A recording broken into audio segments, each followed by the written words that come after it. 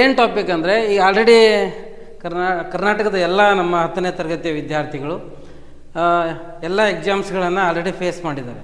ಹಾಗಾದರೆ ಫೈನಲ್ ಆಗಿ ಏನನ್ನು ಮಾಡಬೇಕು ನಾವು? ಈ ಫೈನಲ್ ಸ್ಟೇಜ್ ಸರ್ ಸೋಮವಾರದಿಂದ ನಮಗೆ ಮತ್ತೆ ಥರ್ಡ್ ಪ್ರಿಪ್ರೇಟರಿ ನಡೀತಾ ಇದೆ. ಇವತ್ತು ನಮ್ಮ ಎಲ್ಲ ವಿದ್ಯಾರ್ಥಿಗಳು 100% ರಿಸಲ್ಟ್ ಮಾಡಬೇಕು ಅಥವಾ ಟಾರ್ಗೆಟ್ 80 ಔಟ್ ಆಫ್ 80 ಅನ್ನು ಮಾಡಬೇಕು. ಥಿಯರಿಯಲ್ಲಿ 80 ಔಟ್ ಆಫ್ 80 ಮಾಡಬೇಕು. ಹಾಗೆ ಮಾಡಬೇಕಾದ್ರೆ ಏನು ಮಾಡಬೇಕಾಗಿತ್ತು, ಏನು ಮಿಸ್ಟೇಕ್ಗಳನ್ನು ಮಾಡ್ತಾ ಇದ್ದೀವಿ, ಅದ್ರ ಬಗ್ಗೆ ಒಂದೆರಡು ವಿಷಯಗಳನ್ನು ನಾನು ನಿಮಗೆ ಹೇಳಕ್ಕೆ ಇಷ್ಟಪಡ್ತೀನಿ. ಆಲ್ರೆಡಿ ನಿಮ್ಮ ಹತ್ರ ಮಾಡಲ್ 4 ಕ್ವಶನ್ ಪೇಪರ್ಗಳಿದ್ದಾವೆ, ಬ್ಲೂ ಪ್ರಿಂಟ್ಗಳಿದ್ದಾವೆ. ಅದರ ಜೊತೆಗೆ ಈ ಹಿಂದೆ ಪ್ರಿಪ್ರೇಟರಿ 1 ಪ್ರಿಪ್ರೇಟರಿ 2 ಕ್ವಶನ್ ಪೇಪರ್ಸ್ಗಳಿದ್ದಾವೆ. ಇವೆಲ್ಲವನ್ನು ಅನಲೈಸ್ ಮಾಡಿದಾಗ ವಿತ್ ನಿಮ್ಮ ಆನ್ಸರ್ ಶೀಟ್ಗಳನ್ನು ಅನಲೈಸಿಸ್ ಮಾಡಿದಾಗ what we do the mistakes, ಏನು ಮಿಸ್ಟೇಕ್ಸ್ಗಳನ್ನು ನಾವು ಮಾಡ್ತಾ ಇದ್ದೀವಿ, ಏನೆಲ್ಲ ಮಾಡ್ತಾ ಬಂದಿದ್ದೀವಿ, ಏನು ಮಾಡಬಾರ್ದು ಅಂಥೇಳಿ ನೋಡ್ತಾ ಬಂದರೆ ಆಲ್ರೆಡಿ ನಮಗೆ ಗೊತ್ತಿರೋ ಹಾಗೆ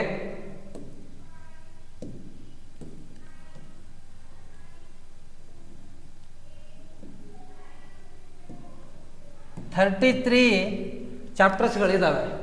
ಹಾಗಾದರೆ ಬ್ಲೂ ಪ್ರಿಂಟ್ ಏನು ಹೇಳುತ್ತಾ, 33 ಚಾಪ್ಟರ್ನ ನಾವು ಬ್ಲೂ ಪ್ರಿಂಟಿಗೆ ಕನ್ವರ್ಟ್ ಮಾಡಿದಾಗ ನಾವು ಒಂದು ಭಾಳಷ್ಟು ಸಿಲೆಬಸ್ಗಳು ನಮಗೇನಾಗುತ್ತೆ, ರೆಡ್ಯೂಸ್ ಆಗುತ್ತೆ.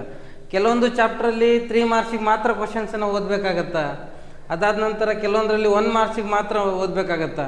ಕೆಲವೊಂದು ಜಿಯೋಗ್ರಫಿಯನ್ನು ನೋಡಿದಾಗ ಓನ್ಲಿ ಮ್ಯಾಪಿಗೆ ಮಾತ್ರ ನಾವೇನು ಮಾಡ್ತೀವಿ, ಅದನ್ನು ಗ್ರಾಫಿಂಗನ್ನು ಓದಲಿಕ್ಕೆ ಇಷ್ಟಪಡ್ತೀವಿ. ಅಂದರೆ ಎಲ್ಲಿ ನಾವು ಟೈಮನ್ನು ಕೊಡಬೇಕು, ಇನ್ನು ಕೊಡಬಾರ್ದು ಅನ್ನೋದನ್ನು ನಾವು ಇಲ್ಲೇನು ಮಾಡಬೇಕಾಗತ್ತಾ, ಪಾಸ್ಟ್ ಎಕ್ಸ್ಪೀರಿಯನ್ಸಸ್ ಏನು ಪ್ರಿಪ್ರೇಟರಿ ಎಕ್ಸಾಮ್ 2 ಏನಾಗಿದೆ, ಆ ಎಕ್ಸಾಮ್ 2 ಅಲ್ಲಿ ನಾವು ಯಾವ ಸೆಕ್ಷನ್ಸಲ್ಲಿ ನಿಮ್ಗೆ ಆಲ್ರೆಡಿ ಸೆಕ್ಷನ್ಸನ್ನು ಹೇಳಿಬಿಡ್ತೀನಿ.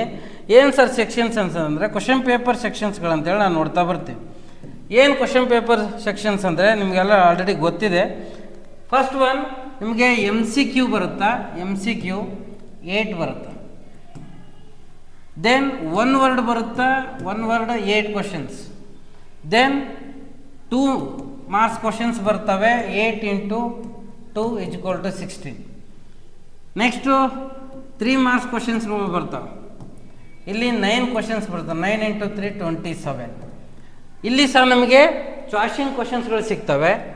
ದೆನ್ 4 ಮಾರ್ಕ್ಸ್ ಕ್ವಶನ್ ಸಿಗುತ್ತಾ, 4 × 4 = 16. ಇಲ್ಲಿ ಸಹ ನಮಗೆ ಚಾಯ್ಸಿಂಗ್ ಕ್ವಶನ್ ಸಿಗ್ತವೆ. Which is the best, we have that answers and we capable to do that the answers. ಅವುಗಳನ್ನು ಮಾತ್ರ ನಾವೇನು ಮಾಡ್ತೀವಿ, ಆನ್ಸರನ್ನು ಮಾಡ್ತೀವಿ. ಫೈನಲಿ ಇನ್ನೊಂದು ಸೆಕ್ಷನ್ಸ್ ಬರುತ್ತೆ, ನಮಗೆ ಮ್ಯಾಪ್ ಬರುತ್ತೆ, ಇಂಡಿಯಾ ಮ್ಯಾಪ್. ಫಸ್ಟ್ ಏನಿತ್ತು, ಎಲ್ಲ ನಾವೇ ಇಂಡಿಯಾ ಮ್ಯಾಪನ್ನು ಡ್ರಾ ಮಾಡಬೇಕಿತ್ತು. ದೆನ್ ಇಂಡಿಯಾ ಮ್ಯಾಪನ್ನು ಪಾಯಿಂಟ್ಔಟನ್ನು ಮಾಡಬೇಕಿತ್ತು, ಯಾವ ಪ್ಲೇಸಸ್ಸನ್ನು ಕೊಟ್ಟಿದ್ದಾರೆ ಪಾಯಿಂಟ್ಔಟ್ ಮಾಡಬೇಕಿತ್ತು. ಬಟ್ ಈ ಸರಿ ಏನಾಗಿದೆ, ದ ಕರ್ನಾಟಕ ಗೌರ್ಮೆಂಟ್ ಅಥಾರಿಟಿ ಏನು ಮಾಡಿದೆ, ಆಲ್ರೆಡಿ ಮ್ಯಾಪನ್ನು ಕೊಟ್ಬಿಟ್ಟಿದೆ. ನಿಮಗೆ ಮ್ಯಾಪನ್ನು ಕೊಟ್ಬಿಡ್ತಾರೆ. ಮ್ಯಾಪನ್ನು ಕೊಟ್ಟು ಅಲ್ಲಿ ಆಲ್ರೆಡಿ ದ ಮಲ್ಟಿಪಲ್ ಪ್ಲೇಸಸ್ಸನ್ನು ಕೊಟ್ಟಿರ್ತಾರೆ. ಸುಮಾರು 7 ರಿಂದ 8 ಪ್ಲೇಸಸ್ಸನ್ನು ಅಲ್ಲಿ ಏನು ಮಾಡ್ತಾರೆ, ನಮಗೆ ಕೊಡ್ತಾರೆ. ಹಾಗಾದರೆ ಏನು ಮಾಡಬೇಕು ಇಲ್ಲಿ ಅಂದರೆ, ತುಂಬ ಜನ ನಾವು ಮ್ಯಾಪ್ 5ಕ್ಕೆ 5 ತಗೊಳ್ಳಿಕ್ಕೆ ಏನು ಮಾಡ್ತೀವಿ, ಕೇವಲ 5 ಪ್ಲೇಸಸ್ಗಳನ್ನು ಮಾತ್ರ ನಾವು ಇಲ್ಲಿ ಹಾಕ್ತೀವಿ.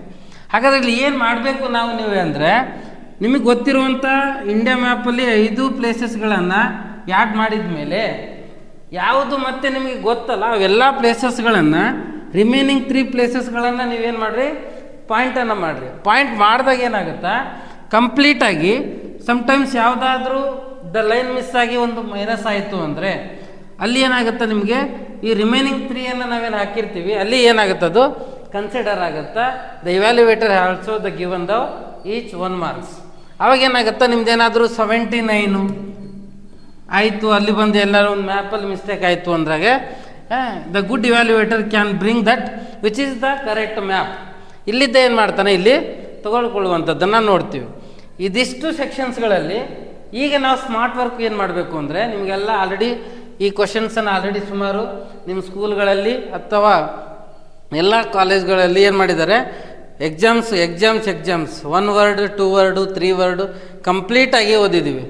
ಓದಿದ್ರೂ ಸಹ ನಾವೇನು ಮಾಡ್ತಾ ಇದ್ದೀವಿ, ಮತ್ತೆ ತಪ್ಪು ಮಾಡ್ತಾ ಇದ್ದೀವಿ. ಆದರೆ ಈ 3ನೇ ಎಕ್ಸಾಮ್ ಏನು ಬರ್ತಾ ಇದೆ, 3 ಎಕ್ಸಾಮ್ಸು, ಆ ಎಕ್ಸಾಮ್ ಯಾವುದೇ ರೀತಿಯಾಗಿ ಪ್ರಾಬ್ಲಮ್ ಆಗದೇ ಇರೋದಕ್ಕೆ ನೋಡ್ಕೊಳ್ಳೋಕೆ ಏನು ಮಾಡಬೇಕು ಅಂದರೆ, ಫಸ್ಟು ನಾವು ಪ್ರಿಪ್ರೇಟರಿ 1 ಮತ್ತು 2 ಅಲ್ಲಿ MCQ ಅಲ್ಲಿ ಎಷ್ಟು ಮಾರ್ಕ್ಸನ್ನು ತೊಗೊಂಡಿದ್ದೀವಿ, ಯಾವ ಕ್ವಶನನ್ನು ನಾವು ಏನಾಗಿದೆ ಮೈನಸ್ ಆಗಿದೆ, ರಾಂಗ್ ಆಗಿದೆ, ಆ ರಾಂಗ್ ಆಗಬೇಕಾದ್ರೆ ಅದನ್ನು ನಾವು ಆಗಿ ಓದಿದ್ದೀವ ಇಲ್ಲ.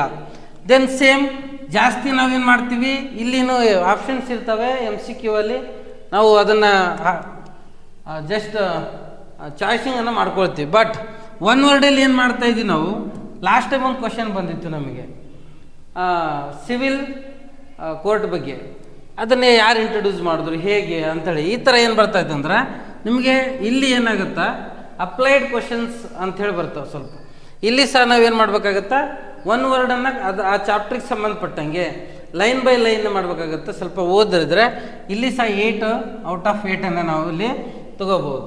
ಸಿಂಪಲ್ಲಾಗಿ ಇಲ್ಲಿ 2 ಮಾರ್ಕ್ಸಿಗೆ ನಾವು ತುಂಬ ಜನ ಏನು ಮಾಡ್ತೀವಿ, ಮಿಸ್ಟೇಕ್ಸ್ಗಳನ್ನು ಮಾಡ್ತಾಯಿದ್ದೀವಿ. ಏನು ಮಿಸ್ಟೇಕ್ಸ್ ಮಾಡ್ತಾಯಿದ್ದೀವಿ ನೋಡಿರಿ, ಮಿಸ್ಟೇಕ್ಸ್ ಏನು ಮಾಡ್ತಾಯಿದ್ದೀವಿ ಅಂದ್ರೆ 2 ಮಾರ್ಕ್ಸಿಗೆ ಯಾವುದೋ ಒಂದು ಕ್ವಶನ್ ಕೇಳಿದಾರಂದರೆ ನಮಗೊಂದು ಪೇಜಿಗೆ ಗೊತ್ತಿದೆ ಅಂದ್ಕೊಂಡ್ಬಿಡ್ತೀವಿ, ಆ ಒಂದು ಪೇಜಿನೂ ಬರಿಬಾರ್ದು. ಮ್ಯಾಕ್ಸಿಮಮ್ ಈಚ್ ಪಾಯಿಂಟ್ಸಿಗೆ ಇಲ್ಲಿದ್ದ ಈಚ್ ಪಾಯಿಂಟ್ಸಿಗೆ ಹಾಫ್ ಆಫ್ ದ ಮಾರ್ಕ್ಸನ್ನು ಕೊಡ್ತಾರೆ. ಈಚ್ ಪಾಯಿಂಟಿಗೆ ಹಾಫ್ ಆಫ್ ದ ಮಾರ್ಕ್ಸನ್ನು ಕೊಡ್ತಾರೆ. ಹಾಗಾದರೆ ಈಚ್ ಪಾಯಿಂಟಿಗೆ ಹಾಫ್ ಆಫ್ ದ ಮಾರ್ಕ್ಸ್ ಅಂದರೆ 2 ಮಾರ್ಕ್ಸಿಗೆ ನಾವು ಮಿನಿಮಮ್ ಎಷ್ಟು ಪಾಯಿಂಟ್ಸ್ ಬರಿಬೇಕು ಸರ್ ಅಂದರೆ 4 to 5, 4 ರಿಂದ 5 ಪಾಯಿಂಟ್ಸನ್ನು ನೀವು ಬರೆದು ಅಕ್ಯುರೇಟಾಗಿ ಬರೆದ್ರೆ ಸಾಕು. ನೆಕ್ಸ್ಟ್ ಇಲ್ಲಿ 3 ಮಾರ್ಕ್ಸ್ ಕ್ವಶನ್ಸ್ ಬರುತ್ತಾ, 3 ಮಾರ್ಕ್ಸ್ಗೆ ಮಿನಿಮಮ್ ಎಷ್ಟು 6 ಪಾಯಿಂಟ್ಸ್ ಬರೀಬೇಕು. 6 ಪಾಯಿಂಟ್ಸ್ ಅಂದರೆ ಇನ್ನೂ ಗೊತ್ತಿದೆ ಸರ್ ಅಂದರೆ ನಿಮಗೆ 6 ರಿಂದ 7 ಅಥವಾ 8 ಪಾಯಿಂಟ್ ಲಾಸ್ಟ್ ಮಾಡ್ಬೇಕ್ರಿ. ಇಲ್ಲಿ ಯಾಕೆ ಇದನ್ನು ಹೇಳ್ತಾ ಇದ್ದೀನಿ ಅಂದರೆ ನೀವುಗಳು ಏನು ಮಾಡ್ತಾ ಇದ್ದೀರಿ, ಯಾರೋ ಒಬ್ಬ ರಾಜ್ಯ ಮಾರ್ತಾಂಡ ವರ್ಮದ ಬಗ್ಗೆ ಗೊತ್ತಿದೆ ಅಂದ ತಕ್ಷಣ ಪೂರ ಅವ್ನು ಚಿಕ್ಕಪ್ಪದಿಂದ ಅವನ ಆಡಳಿತ ಏನು ಮಾಡ್ದ ಕಂಪ್ಲೀಟಾಗಿ ಏನಾಗುತ್ತಾ, ಕಂಪ್ಲೀಟಾಗಿ ಒಂದು ಪೇಜ್ ಬರೆದು ಬಿಡ್ತೀರಿ. ಆ ಒಂದು ಪೇಜ್ ಬರೆದಾಗ ಏನಾಗುತ್ತೆ ರೀ, ನೆಕ್ಸ್ಟ್ ಕ್ವಶನ್ ನಮಗೆ ಗೊತ್ತಿರುತ್ತೆ, ಇದ್ರ ಫೋಕಸ್ ಮಾಡಿದಾಗ ನೆಕ್ಸ್ಟ್ ಕ್ವಶನಿಗೆ ಏನಾಗುತ್ತೆ ಆನ್ಸರನ್ನು ನಾವು ರೆಡ್ಯೂಸ್ ಮಾಡ್ಕೊಂಡ್ಬಿಡ್ತೀವಿ. ಹಾಗಾಗಿ ಏನು ಮಾಡಬೇಕು, ಇಷ್ಟೇ ಪಾಯಿಂಟ್ಸನ್ನು ನಾವೇನು ಮಾಡಬೇಕು, ಲಿಮಿಟಾಗಿ ನೀಟಾಗಿ ಯಾವುದೇ ಸ್ಪೆಲ್ಲಿಂಗ್ ಮಿಸ್ಟೇಕ್ಸ್ ಇಲ್ಲದೆ ಅದನ್ನು ನಾವು ಬರೆದಾಗ ಏನಾಗುತ್ತಾ ಔಟ್ ಆಫ್ ಅಂದರೆ ಇಲ್ಲೇನು 9 ಕ್ವಶನ್ಸಿಗೆ ಇಲ್ಲಿ ಸಹ ಚಾಯ್ಸಿಂಗ್ ಕ್ವಶನ್ಸ್ ಇರ್ತವೆ. ಇನ್ನೊಂದು ನಾವೇನು ಮಾಡ್ತೀವಿ, ಚಾಯ್ಸಿಂಗ್ ಕ್ವಶನ್ಸಲ್ಲಿ ಎಲ್ಲ ವಿದ್ಯಾರ್ಥಿಗಳು ಮಾಡೋ ತಪ್ಪೇನಂದ್ರೆ ಚಾಯ್ಸಿಂಗ್ ಕ್ವಶನ್ಸ್ ಬಂದ ಮೇಲೆ ಈಗ ಫಾರ್ ಎಕ್ಸಾಂಪಲ್ ರಾಜಮಾರ್ತಾಂಡ ವರ್ಮ ಮತ್ತು ಇನ್ನೊಂದು ಕ್ವಶನ್ ಬಂದಿರುತ್ತೆ, ನಮಗೆ ರಾಜಮಾರ್ತಾಂಡದ ವರ್ಮನ ಬಗ್ಗೆ ಕಡಿಮೆ ಪಾಯಿಂಟ್ಸ್ ಬರುತ್ತಾ, ಅದನ್ನೇ ನಾವು ಫಸ್ಟ್ ಬರೆದು ಬಿಡ್ತೀವಿ, ನೆಕ್ಸ್ಟ್ ಚಾಯ್ಸಿಂಗ್ ಕ್ವಶನ್ ಬರಿತೀವಿ ನಾವು. ಆ ತಪ್ಪುಗಳನ್ನು ಮಾಡಬಾರ್ದು. 2 ಕ್ವಶನ್ಸ್ಗಳನ್ನು ನಾವು ನೀಟಾಗಿ ಓದಿದಾಗ ಎರಡರಲ್ಲಿ ಯಾವುದು ಬೆಸ್ಟ್ ಅನಿಸುತ್ತಲ್ಲ, ಯಾವುದು ಪಾಯಿಂಟ್ಸ್ ನನಗೆ ಜಾಸ್ತಿ ಗೊತ್ತಿದೆ ಎಕ್ಯುರೇಟಾಗಿ, ಆ ಕ್ವಶನ್ಸನ್ನು ಫಸ್ಟ್ ಅಟೆಂಡ್ ಮಾಡಬೇಕು. ಅಂದಾಗ ಏನಾಗುತ್ತಾ ಇವ್ಯಾಲ್ಯುವೇಟರ್ ಇವನು ಚೆನ್ನಾಗಿ ಓದಿದ್ದಾನೆ, ಆ ಸಬ್ಜೆಕ್ಟ್ ಬಗ್ಗೆ ನಾಲೆಡ್ಜ್ ಇದೆ ಅಂಥೇಳಿ ಏನು ಮಾಡ್ತಾರೆ, ಕಂಪ್ಲೀಟಾಗಿ ಆ ಒಂದು 3 ಔಟ್ ಆಫ್ 3 ಕೊಡುವಂಥದ್ದು ಇರ್ತೈತೆ. ಸೇಮ್ ಆ್ಯಸ್ ಯೂಶ್ವಲಿ ನಿಮಗೆ ಮತ್ತೆ 4 ಮಾರ್ಕ್ಸ್ ಕ್ವಶನ್ಸ್ ಬರುತ್ತೆ. 4 ಮಾರ್ಕ್ಸ್ ಕ್ವಶನ್ಸಲ್ಲಿ ಸಹ 2 ಕ್ವಶನ್ಸ್ಗೆ ಚಾಯ್ಸಿಂಗ್ ಇರ್ತವೆ. ಇಲ್ಲಿ ಏನು ಮಾಡ್ತೀವಿ ನಾವು, ಸೇಮ್ ಆಲ್ರೆಡಿ ಯಾವ ರಿಪೀಟೆಡ್ ಆಗಿದಾವಲ್ರಿ ಅವೇ ಕ್ವಶನ್ಸ್ಗಳು ಇಲ್ಲಿ ಮ್ಯಾಕ್ಸಿಮಮ್ ಬರ್ತಾವೆ.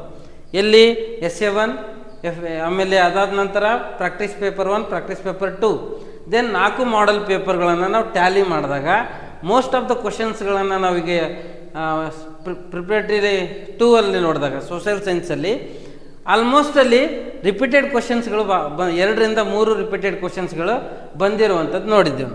ಹಾಗಾದರೆ ಇಲ್ಲೇನು ಮಾಡಬೇಕು ನಾವು ಅಂದ್ರೆ ಇವುಗಳಿಗೆ ಸಹ ನಾವು ಮ್ಯಾಕ್ಸಿಮಮ್ 8 to 10 ಪಾಯಿಂಟ್ಸ್ ಬರೆದ್ರೆ ಸಾಕಪ್ಪಿ. ಎಷ್ಟು 8 ರಿಂದ 10 ಪಾಯಿಂಟ್ಸ್ ಏನು ಮಾಡಬೇಕು, ಕಂಪ್ಲೀಟಾಗಿ ಆ ಕ್ವಶನಿಗೆ ಸಂಬಂಧಪಟ್ಟಂಗೆ. ಈಗ ಕೃಷ್ಣರಾಜ ಒಡೆಯರ್ ಬಗ್ಗೆ ಬಂತು ಅಂದ್ಕೊಡ್ರಿ, ಜಯಚಾಮರಾಜ ಒಡೆಯರ್ ಬಗ್ಗೆ ಬಂತು ಅಂದ್ಕೊಡ್ರಿ, ಅವಾಗೇನು ಮಾಡ್ತೀವಿ ನಾವು, ಸುಮ್ಮನೆ ಬಂತು ಅಂತ ಕಂಪ್ಲೀಟಾಗಿ ಇಡೀ ಬರೆಯೋದಲ್ಲ. ಅವಾಗೇನು ಮಾಡ್ತೀವಿ, ಏನು ಅವ್ರ ಸಾಧನೆಗಳೇನು, ಅವ್ರು ಏನೆಲ್ಲ ಸರ್ವಿಸ್ ಮಾಡಿದ್ದಾರೆ, ಅವಷ್ಟೇ ಪಾಯಿಂಟ್ಸ್ಗಳನ್ನು ನಾವಿಲ್ಲಿ ಬರೆದ್ರೆ ಏನಾಗ್ತೀವಿ, ನಾವು ಈಸಿಯಾಗಿ 80 ಔಟ್ ಆಫ್ 80 ನಾವಿಲ್ಲಿ ತಗೋಬೋದು. ಹಾಗಾಗಿ ಫಸ್ಟ್ ನಾವು ಈಗೂ ಅದೇ ತಪ್ಪುಗಳನ್ನು ಮಾಡಿಬಿಡ್ರಿ. ಯಾಕಂದರೆ ಉಳಿದಿರೋದು ಎಷ್ಟು ದಿನ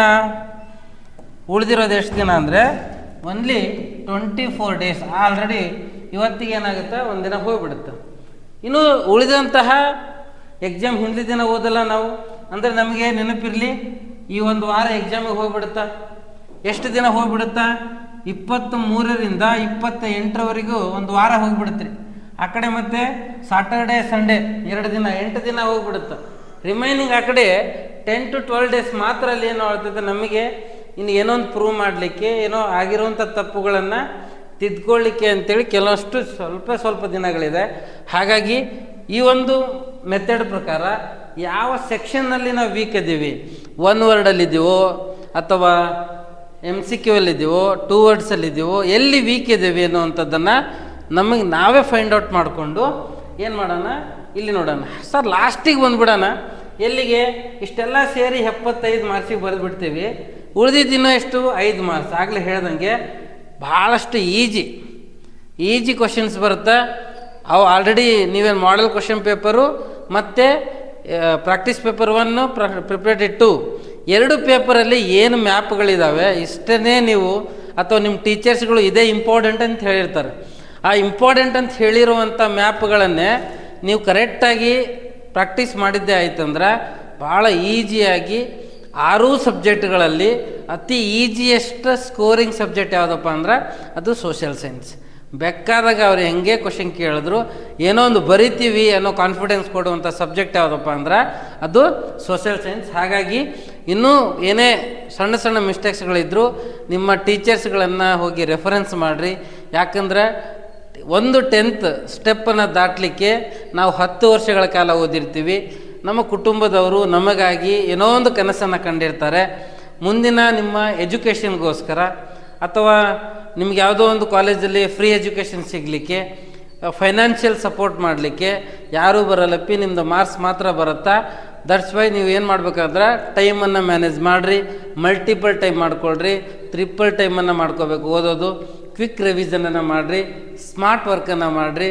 ಇದು ಏನೂ ಮಾಡಲಿಲ್ಲ ಅಂದ್ರೆ ನಮ್ಮ ಅಪ್ಪ ಅಮ್ಮ ಇಷ್ಟು ವರ್ಷಗಳ ಕಾಲ ನಮಗೆ ಸಾಕಿರೋದು ಏನಾಗ್ಬಿಡುತ್ತಾ, ವೇಸ್ಟ್ ಆಗಿಬಿಡುತ್ತೆ. ಹಾಗಾಗಿ ತುಂಬ ಕಾನ್ಫಿಡೆನ್ಸ್ ಆಗಿ ಎಷ್ಟು ಓದಿರ್ತೀರಿ ಯಾವುದೇ ಭಯ ಪಡದೆ ಅಷ್ಟು ನೀಟಾಗಿ ಏನು ಮಾಡಿರಿ ಅಂದ್ರೆ ಕಾನ್ಫಿಡೆನ್ಸಿಂದ ಚೆನ್ನಾಗಿ ಓದ್ರಿ ಅಂತ ಹೇಳ್ತಾ, ನಾಳೆ ಬರುವಂತಹ 23ರಿಂದ 28ರವರೆಗೆ ಶುರುವಾಗುವಂಥ ಸ್ಟೇಟ್ ಲೆವೆಲ್ ಪ್ರಿಪರೇಟರಿ 3ಗೆ ತಮಗೆಲ್ಲರಿಗೂ ಏನು ಮಾಡ್ತೀವಿ ಅಂದ್ರೆ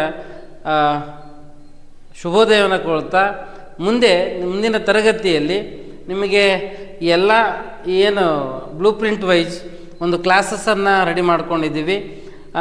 ಎಲ್ಲಿ MCQ ಯಾವುದು ಇಂಪಾರ್ಟೆನ್ಸ್ ಆಗುತ್ತಾ, 1 ವರ್ಡ್ ಯಾವ್ದು ಇಂಪಾರ್ಟೆಂಟ್ ಆಗುತ್ತಾ, ಆಮೇಲೆ ಯಾವ ರೀತಿ ಆಗಿದೆ, ಇವು ಬಿಟ್ಟು ಏನು ಆಗ್ಬೋದು ಯಾವುದಕ್ಕೆ ಬೋರ್ಡ್ ಎಕ್ಸಾಮಿಗೆ ಅಂಥೇಳಿ ಈ 3 ಪ್ರಿಪ್ರೇಟರಿ 1, 2, 3 ಈ 3 ಪೇಪರ್ಗಳ ಅನಾಲಿಸಿಸ್ಗಳ ಈ ಕ್ಲಾಸಸ್ಗಳು ನಮ್ಮ ಈ ತರಗತಿಯಲ್ಲಿ ನಡೀತಾ ಹೋಗುತ್ತಾ.